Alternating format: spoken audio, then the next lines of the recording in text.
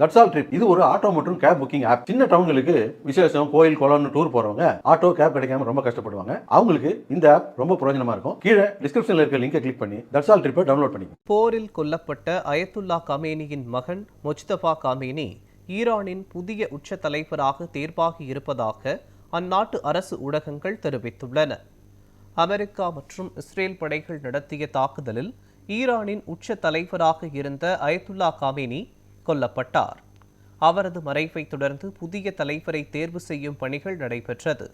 இதற்கான ஆலோசனையில் புதிய தலைவரை தேர்வு செய்வதற்கு பொறுப்பான ஈரானின் வல்லுநர்கள் அவை மேற்கொண்டது. இந்நிலையில் போரில் கொல்லப்பட்ட அயத்துல்லா காமேனியின் மகன் முஜ்தபா காமேனி ஈரானின் புதிய உச்ச தலைவராக தேர்வாகி இருப்பதாக அந்நாட்டு அரசு ஊடகங்கள் தெரிவித்துள்ளன. இதனிடையே ஈரான் மீதான ராணுவ நடவடிக்கை அண்டை நாடுகளிலும் பரவி பெரும் பாதிப்புகளை ஏற்படுத்தி வருகிறது.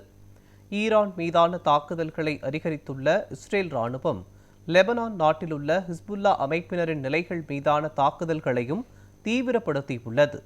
இதன் காரணமாக இஸ்ரேல் நடத்திய தாக்குதல்களில் லெபனானில் உயிரிழந்தோர் எண்ணிக்கை 400ஆக உயர்ந்துள்ளது என்று லெபனான் சுகாதாரத்துறை அமைச்சர் தெரிவித்துள்ளார்.